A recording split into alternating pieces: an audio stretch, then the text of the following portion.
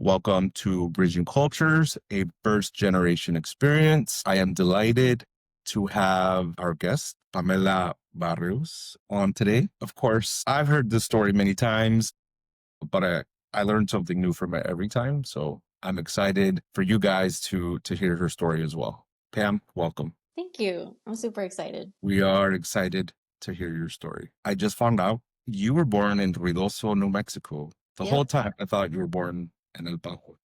No, yeah, my parents, when my dad was still living, I think did his like business and worked in El Paso, but Ruidoso is an hour and a half to 2 hours away from El Paso. So he had some property there. When my mom and him came over from Mexico, they went to go visit. She liked it. They stayed. And then that's where I was born. So how old were you when you moved to El Paso? Either 6 or 7. I think 7. So my dad passed away when I was 7. He kind of owned different, not businesses, but he, I guess, did real estate and then would sell cars, had a car lot. So because we didn't have a permanent place to live in Ruidoso, and like financially the house wasn't paid for, and my mom being now a single parent, the only house that was left for us that we could live in wasn't the one that he had in El Paso. So that's when we ended up moving over there. Speaking of El Paso, we talked about you growing up in a border town and how you made a drastic change from El Paso to Austin. What was it like growing up in a border town where a lot of people look like you, right? Yeah, almost everybody did. It's funny because I didn't even realize it until I went to college and being around people who did not look like me at all. Their backgrounds were completely different from mine. They, came from very well off families, very educated families. So that was completely different to me. And that's when I started noticing and being more self conscious about the way that I looked and how I dressed and what kind of stuff I had. I didn't have a bad childhood. I always had everything I needed, but I was very, very self conscious when I went to college and just feeling like I really don't fit in. Like some people aren't nice. I didn't fully understand it until later on. I always have realized them until after the fact. And like, oh, that's interesting. Not being able to make friends and people treating you differently. I thought I was just awkward, but no, I like turns out, there was a little bit of division and maybe, people not wanting to include me in certain things. So it's kind of interesting how it happened until way later. Kind of like small microaggressions, would you say? Yeah, I volunteered a lot. I was super involved in school and I was like class president and I joined all the organizations and in middle school and high school, I was friends with everyone and I didn't have a hard time making friends. And then I had that same attitude going to college and I'm going to join all the organizations and get into nursing school and, be super involved. And I did all that. But when I would try to, I don't know, I was trying to be the treasurer. I think I wasn't even trying to give myself more responsibility for one of the organizations. I had all of this volunteer experience and all these things basically in my young college resume. I had a lot of stuff going for me. And the people that were interviewing for these things, just kind of seemed dismissive towards me and like, oh, well, there's somebody else that's better for this. And like, we're going to give you, you can like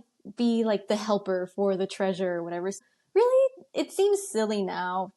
But at just not being included and like being dismissed, it was like, why am I not, getting these positions that I'm applying for that I deserve because I have so much. I have so much experience. I created my own like teddy bear clinic for middle schoolers and I would go to the schools and teach them about hygiene and vaccinations in freshman year of college. And all of that didn't even help me get any of the positions that I would apply for in college. Or I would try to join groups and I would put my email and my phone number and I would talk to people and I wouldn't get called, which was really weird because it's college. It's kind of like everyone's included.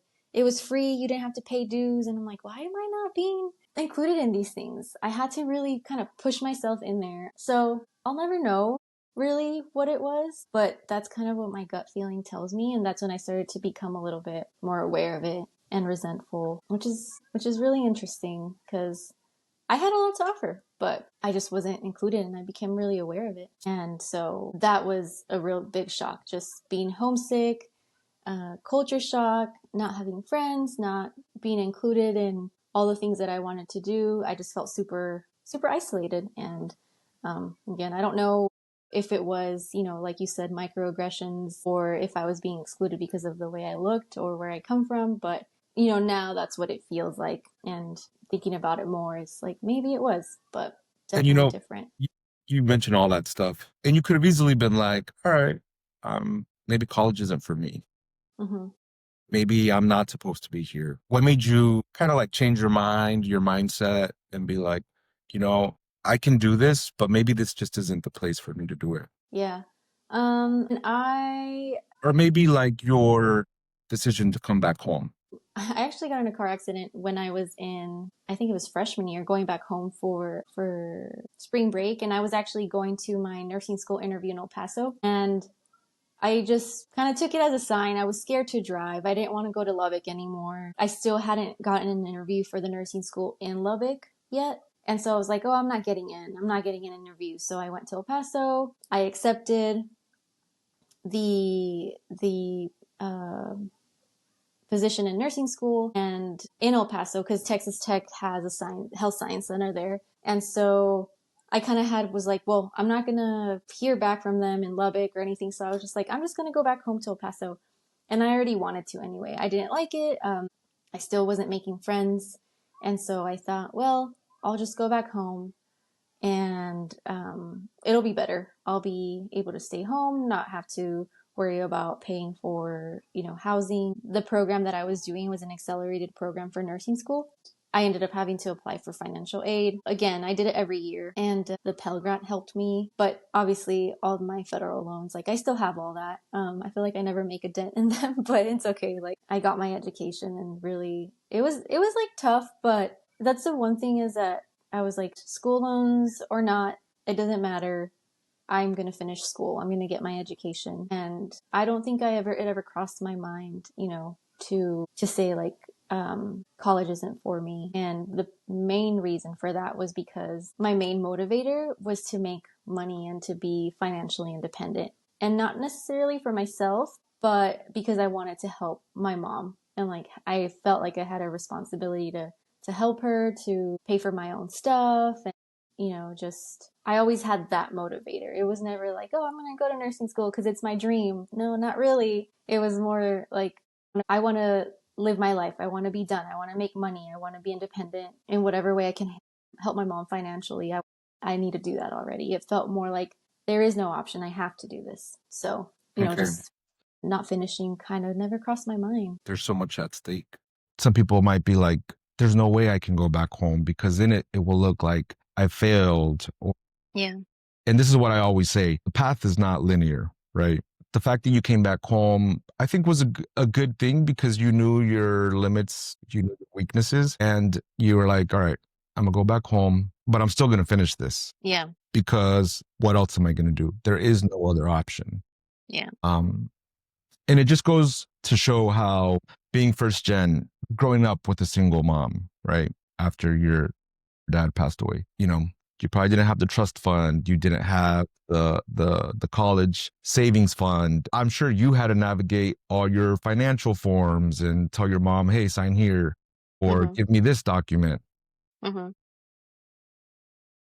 Just hurdles, barriers that you have to overcome. Yeah. And there's no going around that. Yeah.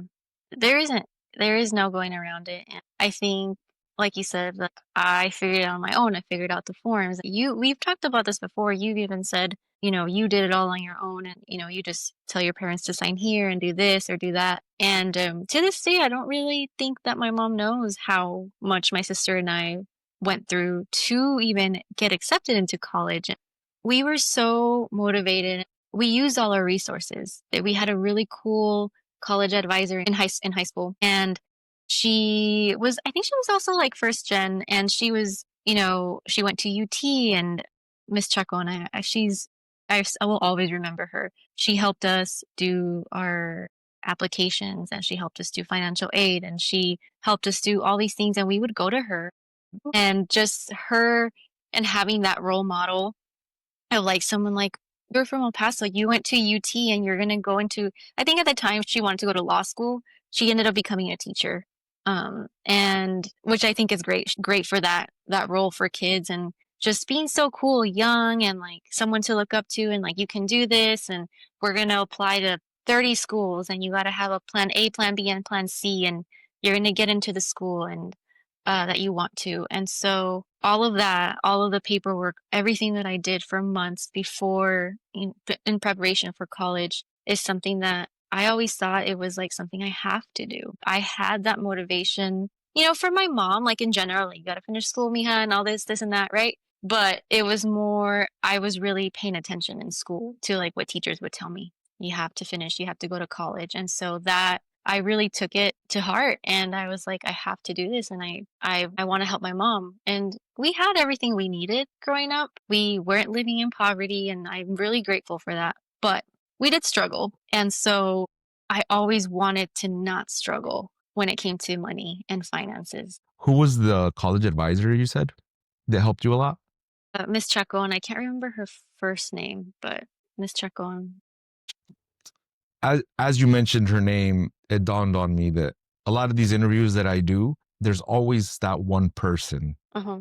that people talk about, like this person really shaped me or helped me, guided me. Usually it's somebody that looks like them, right?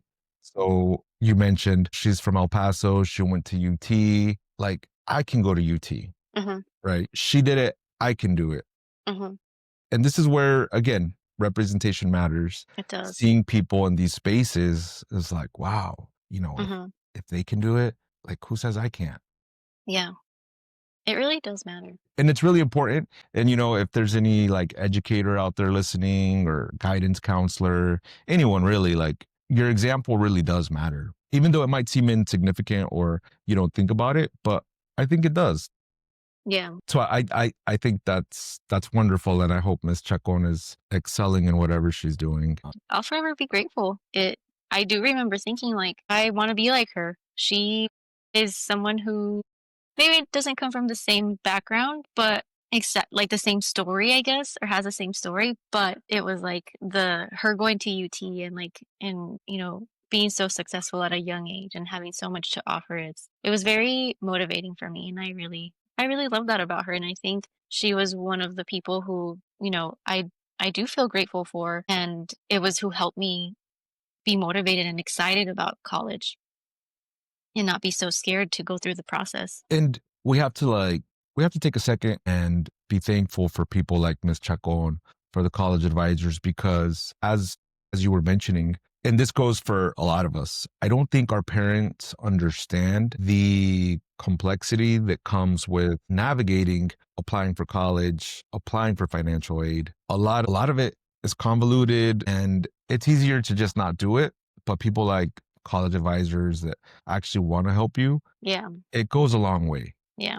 I think that's like the key thing is the ones who do want to help you. They are some teachers who I remember, not that they were unhelpful, but sometimes they are teachers who make you feel small and make you feel like don't belong in a space. And I'll just give a quick example. Miss Chacon was, you guys can do this. All the kids always liked her and everybody was around her. Even when we weren't doing college stuff, we wanted to hang out with her because we thought she was so cool. And then I had kind of the main teacher for the IB program, the one who led the program, Miss Shaw. She comes from a different background. White lady, not a first generation college student, and she played basketball in college, very well educated woman. And I remember when I was talking to her about college and just wanting to get advice from an adult because I couldn't talk to my mom about this. She didn't understand it. I was trying to talk about financial aid and scholarships.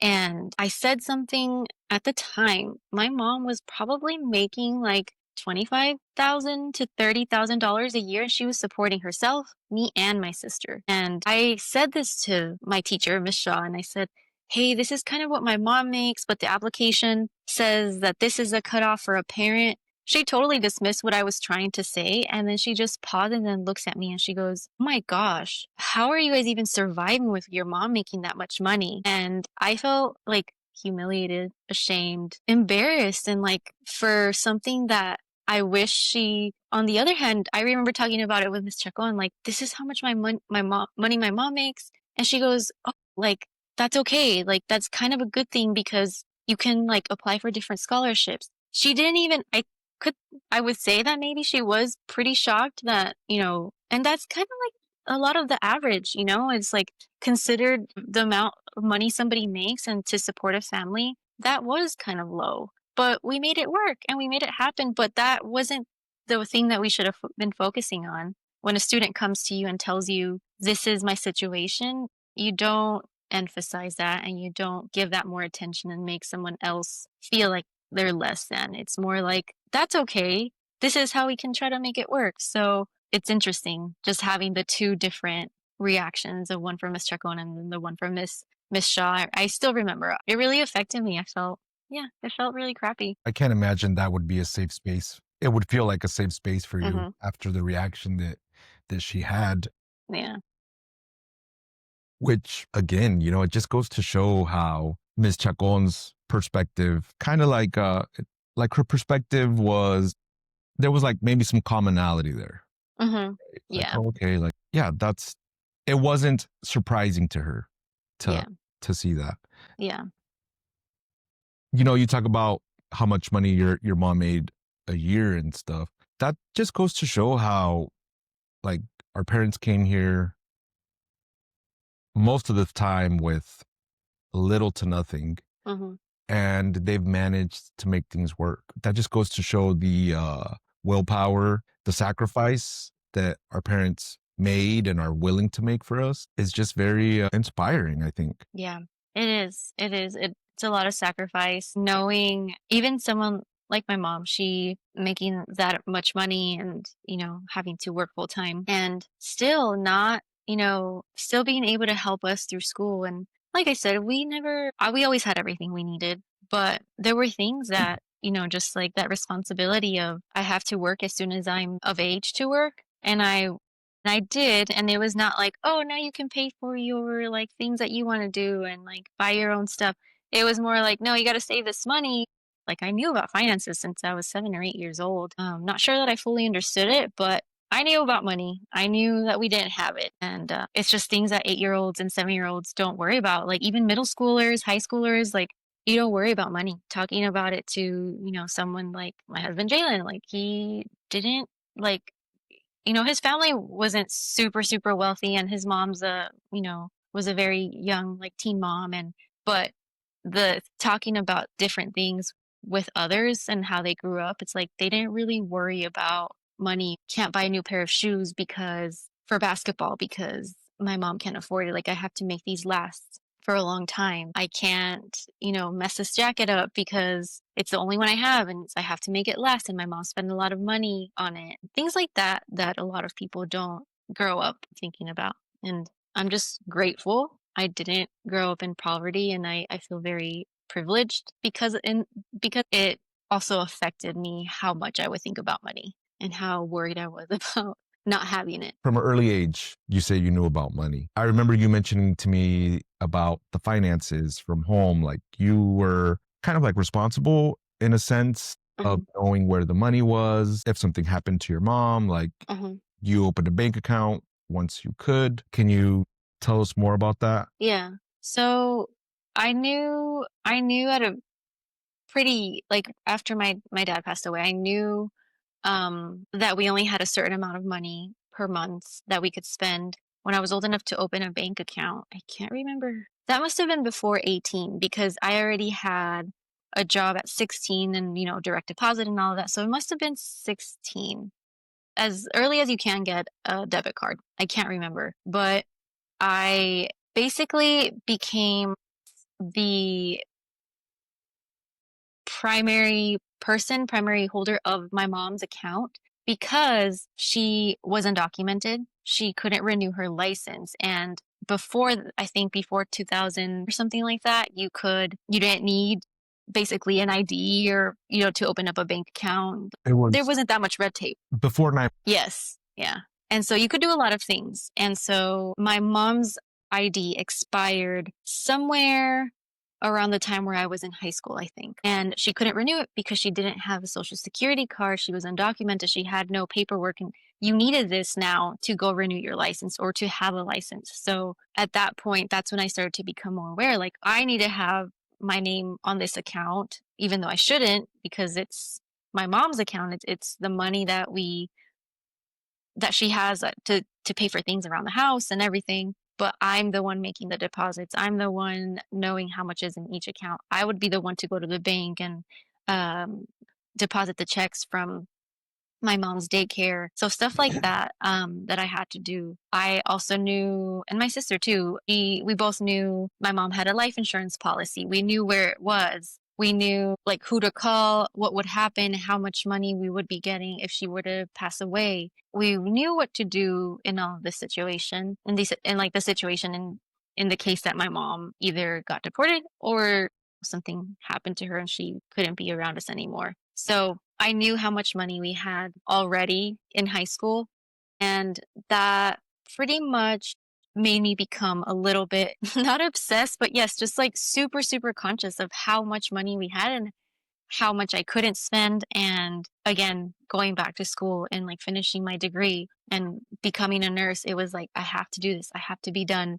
I have to go to school because we don't have money and I don't want to be struggling and I don't want my mom to be working herself, to the ground and trying to help us through school and things like that. So it gave me a lot of independence. It's not something that most people at that age experience, like being sort of responsible for an entire bank account. And it I can't really describe it. It feels like a lot of responsibility, but at the same time it feels like a burden. It's like a burden, and I think we should name it. I think it provoked independence, but at the cost of creating anxiety. Yeah, a lot of it. And this is the point that I wanted to get to, is that a lot of us have this kind of anxiety instilled in us at an early age. Not on purpose, really, but our parents depended on us to, They did. like with your mom's undocumented situation, you knew how high the stakes were. Hmm. And I'm sure you probably thought to yourself once in a while, like, oh my God, what if my mom does like get deported? Like, what are we going to do? You think about those situations, I imagine, right? Yeah, I do. N- I'm sure you imagine scenarios in your head where you're like, what happens if my mom were to get deported? That is scary, like you're like, Yeah, oh shit, I'm losing my parent or what have you. yeah. Or I could have lost my parent back then. Yeah. I think that my baseline emotion and the way that I felt and my sense of security since I was 6 or 7 years old after my dad died, my baseline was fear, constantly feeling fear. It was just my mom, my sister, and I.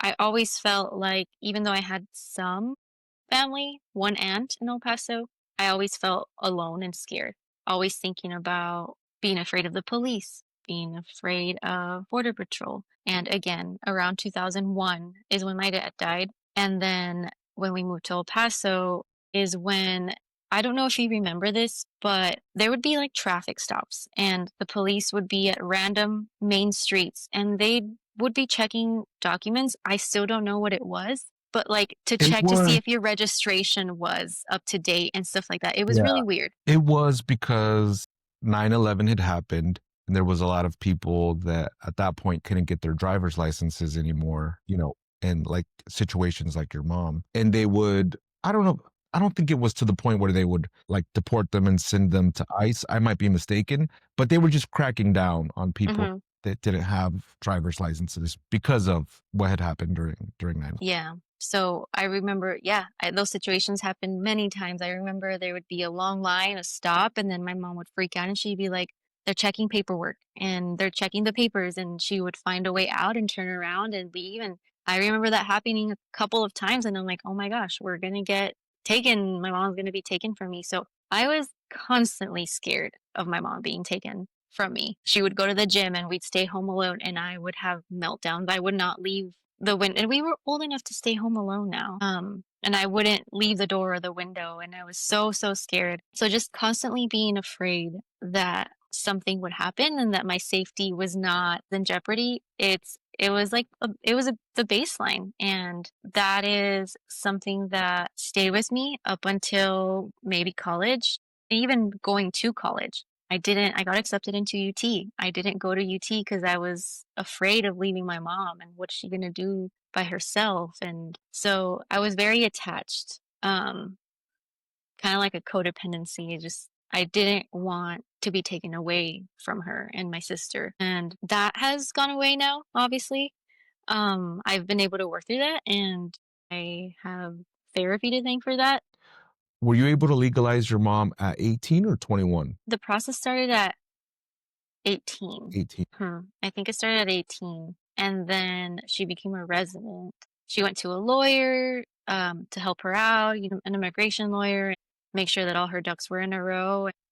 My mom, she did have her fears. She did use like a false social security after my dad died, and she Right. had to. She had to get a You have job at a daycare. those, Yeah, that's part of being undocumented in America. yeah, You have to go to those means, but also these big corporations know what's happening. yeah. You They know, do. that's why there's the ITIN or the I-10, because the IRS is going to get their taxes regardless. Yeah. My mom paid taxes since I can remember. She paid taxes. She never received a dime. Even us as citizens, my mom never applied for, I think it was CHIP in El Paso. I think it was CHIP for kids. Yeah, for healthcare, which is what many people in this country don't understand. Immigrants don't benefit from the government. My mom never received a penny from any kind of government assistance. Everything she paid on her own, and she paid her taxes every year. She did everything right. And yes, she was here undocumented, and yes, she did work with a false social security for a couple of years. But after that, she opened up her own business. She had her own daycare. She didn't have that social security card anymore. It was like a working visa. So she went through all the steps and, never benefited from anything really. It was constant doing things right. And so, yeah, it really it makes me proud too, like how we did things and how my mom did things. And it wasn't easy, but we made it work, and it worked out, and she became a US citizen in 2021. And to this day, the finances are a worry. She has no savings. She has no retirement because she worked all those years not collecting anything for her retirement. And so it started in 2021 and it's 2025. So it's been 4 years, and she's not going to be able to retire immediately. She will have to depend on my sister and I, and that's okay. But it's really, not the average. A lot of people, have some sort of security, you know, getting ready for retirement and all that. So that cycle kind of continues, worrying about finances then. And then now we can breathe. She's a citizen. We don't have to worry about her getting deported. But now the second part of that is, she's already going to be 60 this year. She's getting close to retirement. How much is she going to work? She actually can't stop working because all those years she wasn't a citizen. So there is no social security collection or anything like that. It just kind of rolls over onto the next phase. And again, kind of puts the burden on you, Mhm. right? Yeah. So, through this little piece that we've talked about, you talked about the fear of losing your mom. You talked about the fear at being at a stoplight and there being a checkpoint. Given everything that's going on these days in the world, in the US, I should say, and literally seeing families separated has got to be traumatizing for you, kind of like bringing back all those memories. And I can't imagine what it's like for this generation too, that is seeing it in real time. It's heartbreaking, Yeah. to say the least. And sadly, a lot of the youth right now are going to have those same fears, and it's going to be almost like a vicious cycle. Hmm. You got into UT, right? I think a lot of first gens feel that guilt that you were talking about. Yeah. And they feel that guilt, and you don't want to leave family, you don't want to leave your mom. And it's really hard. Hmm. You know, It's super hard. I can't imagine how hard it was for you to actually go to Lubbock, and then you got to come back. I think a lot of us struggle with that guilt of leaving our families behind, but we're also very family oriented or community oriented, I would say. And that's something that I think a lot of us struggle with, right? Yeah, for sure. Do remember getting into UT, and that was school that I wanted to go to. All my friends were going there. And I mean, all my friends, they all got in. We were all a bunch of little nerds in the IB program. We're all going to UT, and they all went together. And my sister ended up not going. And I made excuses for myself. I said, I don't want to be away from her. I want to be with her. She never asked me like anything. I just had that felt that sense of responsibility. Like I have to be with her. But also I was scared to be away and be so far away. And I said, I can't leave my mom. She's going to be by herself. What is she going to do like without me and my sister? And so I thought UT is so far away, like 8 or 9 hour drive. And my mom can't take us to go look at the school or drop us off because she also can't go through the checkpoint. That was another thing. We drove ourselves to college because she didn't have an ID or any kind of documentation. So the checkpoint from El Paso to like Lubbock or, to Austin, like she couldn't go through that. So I was like, it's too far. I'm going to go to Lubbock. And I think that's one of my biggest regrets, or my only regret in life. I would have been around people who were like me, more diversity, people I knew. I wouldn't have maybe felt as much as of the culture shock. There, still was potential for that, especially at UT and Austin, but I didn't get that college experience, and it was because I was scared. I wanted to be with my sister. I wanted to be close to my mom. I didn't want to leave her. I felt responsible for them in some way, and it ended up, not being the best college experience. And I do wish I would have experienced that, and hanging out with my friends and going to parties and all that, and I didn't get that. So it's the one thing I wish I would have done differently, but at the same time, it was all I knew. It was what physically, because of all my constant fear, like it was the only thing that I could do. So I try to be not so hard on myself about that. But yeah, I felt a huge responsibility to stay close by. But I think you can also say that, these are the experiences that shape us, right? Hmm. And make us the adults that we are today. And I'm sure you probably took something positive from, your experience moving back home. I'm learning right now as we speak how confined your mom was to El Paso. And it really makes me sad to know that, you drove yourself to college, where I see kids these days on social media, and it warms my heart to see them for move-in day, right? Hmm. Their parents are there, their parents are helping them move in, and I think that's a beautiful thing. And these kids, they're so proud to show their parents their campus and what it's like.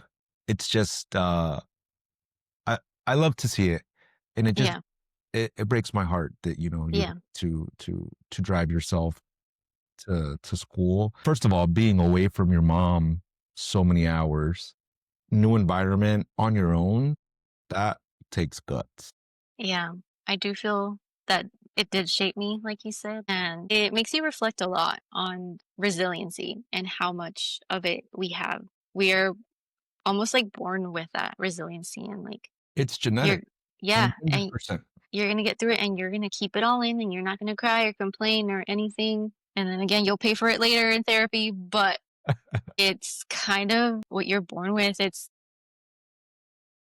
Jalen always makes it, we've made a joke, like, some people inherit, generational wealth, and immigrants inherit generational trauma. And It's it's true. funny, but it sucks, and it's Yeah. true. And I do get pretty emotional when living here in Boston now. It was move-in day, a few months ago, and all the kids and all the girls, with their mom, and they're like got the Target bags and like moving into their apartment, and they got to visit colleges before they moved. If I would have visited Lubbock before I moved, I would have never gone. I would have said, hell no, this place there's nothing here. I don't want to be here. And I didn't get that opportunity, and that's okay. But there are some advantages that I wish I would have had, and I do feel just so like you grieve that, you grieve for that moment in your life where you're like, I didn't get that experience, and seeing the kids here and the teenagers just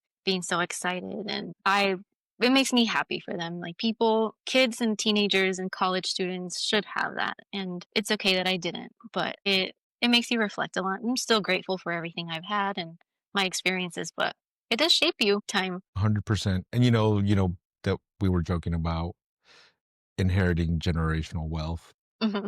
the generational trauma. Yeah. But here we are, Hmm. breaking those Yeah. curses, Yeah. paving the way and helping start generational wealth Yeah. for the generations that are coming behind us. Yeah. I think it's okay well, I shouldn't say it's okay, but sacrifice is what we know, right? Yeah. It is. And our parents made sacrifices, we're making sacrifices, and it's all worth it in the Hmm. end. Yeah. In the end, yeah. You're in Boston now. You love to travel. You became a travel nurse this year. You're in a space. I'm not sure Boston Children's is like what? Definitely within the top 5 or 6 hospitals 5, yeah. in the nation, right? Mhm. Did Pam from El Paso ever envision herself working as a travel nurse at such a decorated institution? Okay, I never imagined that I would ever even move to Austin. Now I live in Boston. I tell myself all the time, like, I would have never imagined that I would be in Boston. I am so happy. I'm so grateful. I love it here. I never want to leave here. This city it's amazing. It is still a culture shock. There's diversity. I do love seeing it. And I live right next to a school. I walk by with Skippy all the time, and it's so cool to see so much culture. You hear the parents pick up their kids, and no one is speaking English. They're all speaking, I don't even know what languages they're speaking, but everybody's speaking a different language and like their native language. And that's something really cool to see. I work at Boston Children's. I never thought that I would say that. And I feel very lucky and very fortunate. And also, like, I did this. It's okay. I moved away and everyone is okay. So it's an accomplishment for sure. You can do hard things. And if you're listening, you too can do hard things. Yeah. And yes, there is that guilt, right? I know you and I talked back and forth when you were thinking of leaving. And I was like, the selfish part of me obviously didn't want you to leave because we worked together and it was always a great work environment. But I also recognize that both of you had this inkling to travel. And I'm like, absolutely. As much as I hate to see you leave, but you should absolutely do it. I'm so glad that you're doing it. You're thriving. And I know you talk about the workload is the volume of patients is a lot more than what you're used to, right? Yeah. Would you say that your experience of always having to work hard helped prepare you for a situation like that? Yeah, for sure. Being proud of your work and being good at your job and doing it well is something that You take I pride was in. taught and I take pride in since like a very young age. For the most part of my life, I feel like I was like pretty type A and like I got to do this and that and like very organized, and that has slowly gone away, which I'm very happy about that I'm not like that anymore because it has taken that big burden off of my chest. But that work ethic is still there, working there and working on the team that you and I work on. And that prepared me too for multiple reasons, being prepared for different scenarios, different situations. And now I thought we were busy, like it's a busy hospital. And now seeing double the kids that I would see on a daily basis has again been a shock, but I like it. I feel like I do thrive, at least when it comes to work. I like being at work and putting my head down and just like work, work, work all day. I do enjoy that a lot. And it makes me feel, I think, nursing is it brings a lot of just like feeling needed and, like you're doing someone to help others. Like that's why we do this, to help others. And it's just human nature, I think. So being busy to me and like being able to help these kids and like give them a better experience is something that I'll always like chase after, that feeling of like I made a difference in this horrible situation that you're in. I feel like I thrive in that. It's prepared me, and any tough situation, I feel like at first it's not always going to be easy, but it does give you a lot of, you know, like resiliency, and teaches you how to, just like have that strong backbone and, not let things tear you down and just kind of keep going. So it's definitely shaped me for sure. It definitely builds character, I guess Hmm. I could say. having that strong backbone, it's like, listen, I've been through harder things. Hmm. A little spat with a doctor or a nurse is Yeah. nothing Yeah. Yeah. when you've had to be in spaces where you're interpreting for things that are of much higher stake Yeah. sometimes. Yeah. And out of my understanding too. Yeah. And I think the way that we could see this is like, you thriving off of working hard and helping people is maybe your way of like paying it forward, to anyone that's ever helped you. And you just want to make people feel better. Hmm. And Yeah. I do think that's also in our genes, wellness, helping people Yeah. back to their wellness. On the topic of always being busy, you enjoy it. Hmm. You're also an avid traveler. Yeah. And I want to talk about that because you've been to so many places and I see a lot of first gens traveling and there's kind of a guilt associated with that. And I've experienced it myself where I'm like, I wish my parents could see what I'm seeing. And it's not always feasible to bring them along with your travels because they work or they have stuff going on and financially it's also expensive to travel. How do you approach that? Have you ever felt that? Yeah. Like what does that look like? Also, where have you been? You've been to like Australia. Mhm. Went to Japan this year. Oh, you went to Japan. I forgot. Yeah, went to Japan this year. We went to San Diego. What did we do last year? We've been to a few parts of like Europe, Paris, or Peru. France, Peru. You were in London. Yeah, London. I like lived in, not lived. I did like a mission trip in Peru for a little over a month. I was there by myself, and that was such a cool experience. And it kind of started to give me more courage to like, oh, I can go. I want to go travel. That travel bug. And so, yeah, we've been to a pretty cool amount of places. We're planning going to like Scotland this year in the holidays, and what you said about like the guilt of doing all of that. Yeah, there's like not a trip that I don't feel guilty for doing that and for traveling, but it's what I've worked for. It's what I wanted. And if there's one thing that my mom taught me is, and like I got from her, is the traveling. Before my dad passed away, her and my dad traveled a lot. So I'm just going to blame her for that when she gave me the travel bug. But I wish I could take her to places. But at the same time, it's like I worked through this and I also have worked really hard for this, and this is what I've always wanted. And having that freedom and having a job that allows me to do this is it's what I've worked for. And so I love it and I want to continue doing it. And that's why I chose to become a travel nurse, is to have extra time, to be able to make a little bit more money, to be able to have more say over my schedule. Like it feels so weird to say like they need me there, like Boston Children's. Yeah. It's busy. They don't, the team is smaller. They're, working on making it bigger and hiring more people. And so it's sort of nice to have a say in like, well, It I'll is. stay longer, but I need these weeks off. To have that kind of autonomy um, is really empowering, and I really am grateful and fortunate to have that. Feel very lucky. And you can use that as leverage. Like, hey, I don't mind Yeah, staying, and also if you're listening, we're not trying to sell nursing to you, but it's it's not a actually bad gig. really hard. It's not a bad gig. It's not a bad gig. Like, Yeah. yeah, you do put up with some antics and bureaucracies, Mhm. but at the end of the day, you're helping people. Mhm. I always say you meet people at their most vulnerable, Mhm. but not everybody can say, I have like 4 or 5 days off. Yeah, I think I'm going to go Just to somewhere like Mexico you for a just long week. yeah. I was gonna say you just did it. You just went to Mexico, And and I'm like, that's nice. and I'm ever so grateful to be able to do that. Mhm. And like you said, you want to bring your mom along to these places or whatnot, but it's their sacrifices too that made it possible for you to be able to do these things and Mhm. take advantage of them, right? Yeah.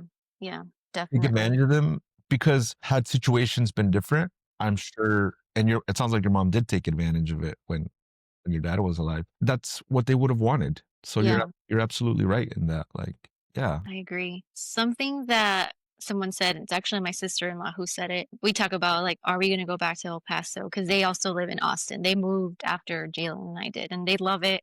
They're thriving. And I said, they want to have kids. And I asked, are you think you'll go back to El Paso? And she's like, I mean, I don't know, because when I think about it, her parents are immigrants too. And she said, my parents came to the United States to make a better life for me. They were immigrants. They came from a different country. And I have a great life. She's like, I want to do that for my kids. I want to teach them and show them what else is out there aside from El Paso, aside from Austin. She's like, I want to move somewhere else too. I want to be like an immigrant in my own country. Like, I want to go to a different state. I want to go and live somewhere else and create more opportunities for my future kids, is what she has said. And so I've never thought about it that way. And, I don't want children, and Jayla and I have made that choice, but it still applies to me. It still applies. Like, I was given this opportunity.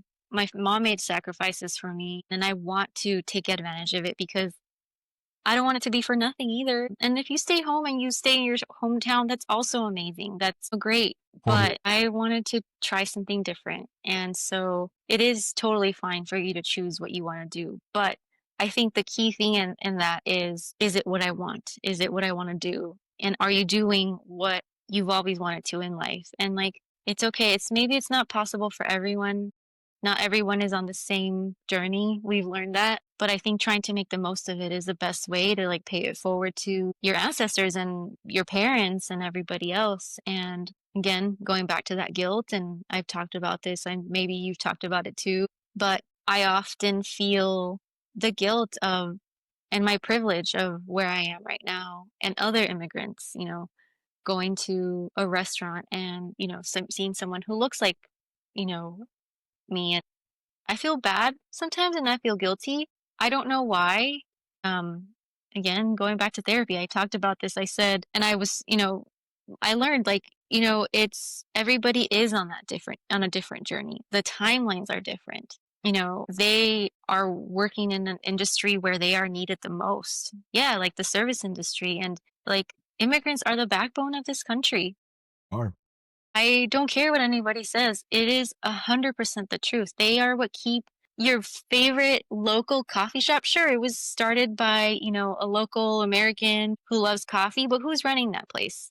Grinding the coffee? Who's making the pastries? It's all immigrants back there. And so they are on a different journey. They are paving the way for their generations after them for them to be able to do whatever they want. And so I'm lucky enough that I was this part of the generation right now, and I feel very lucky. But I know that their future generations will also get that experience. I feel very proud that, people who are like us and like, Mexican Americans and other immigrants, we're hardworking no matter what. And it's something that I want to make the most of it now that I have this opportunity. I want to enjoy all the things that I can. So Jorge Ramos a while made mention of Jorge Ramos and Anthony Bourdain Mhm. talked about how you go to your favorite Italian restaurant, you go to your favorite sushi restaurant, what have you, whatever cuisine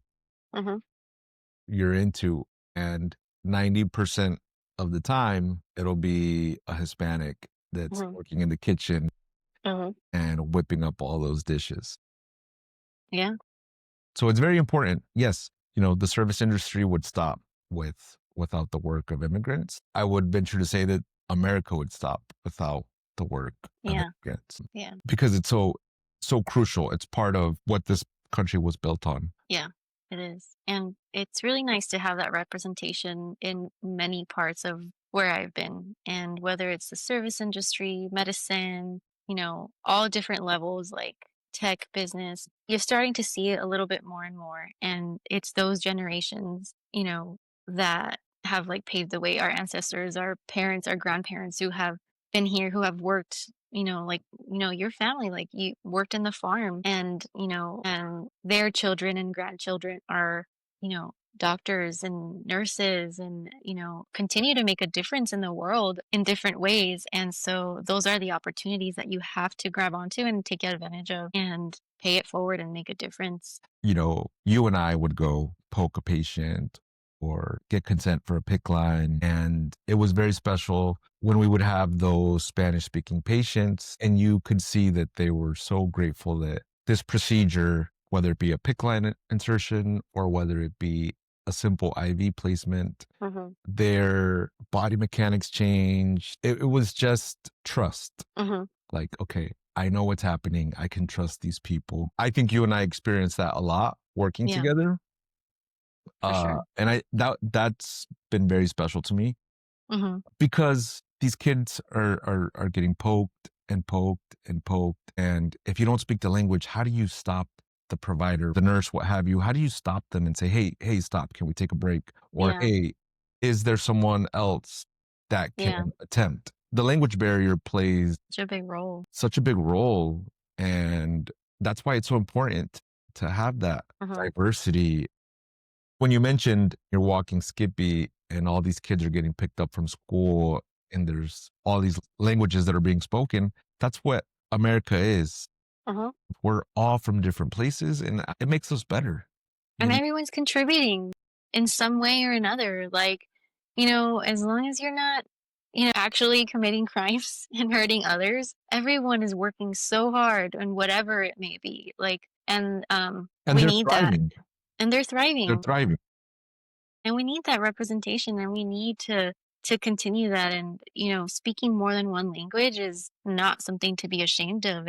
It's something to be proud of. And Embrace it. I and it, you have to embrace it. And I think that as someone who, translated for my mom growing up, that was so hard, and being able to like speak to somebody else and help them through the hardest time of their lives. You can just tell, like, you and I, we do vascular access and, we go and poke the kids for an IV or a lab.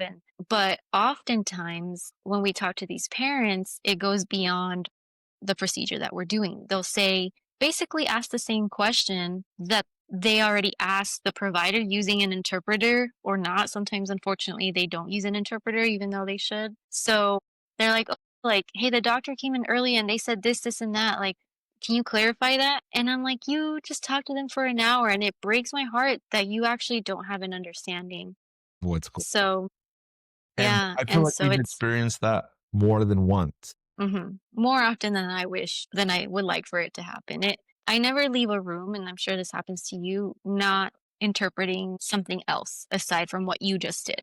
They always have another question for their primary nurse, the nurse who's taking care of them all the time. They need more clarification on their patient, on their kid's care, on their child's care. And that is something that, I feel like hopefully one day it won't happen anymore. But for them to have a better understanding, and by us being there in that moment, I want to continue doing that. I want to continue to help them and get clarity for them and help in whichever way I can. But it's interesting how we just end up translating or interpreting for something else. Puedes preguntar esto, Mhm. you know, ask Mhm. this. Yeah. Or the doctor said this, but Mhm. It's always that. and sadly sometimes we just go in for the lab draw or the IV and it's like, oh, I'm not sure, but here let's ask your nurse, Mhm. clarify with the nurse, and then in those instances. But I love that we're able to do that. It's great. It makes it all worth it to me. In closing, what is some advice that you have for Latinas? Anything that you want them to know? Yeah. I think I say that for other people, other Latinas, and for myself, my younger self. Like, don't be scared. It's gonna be okay.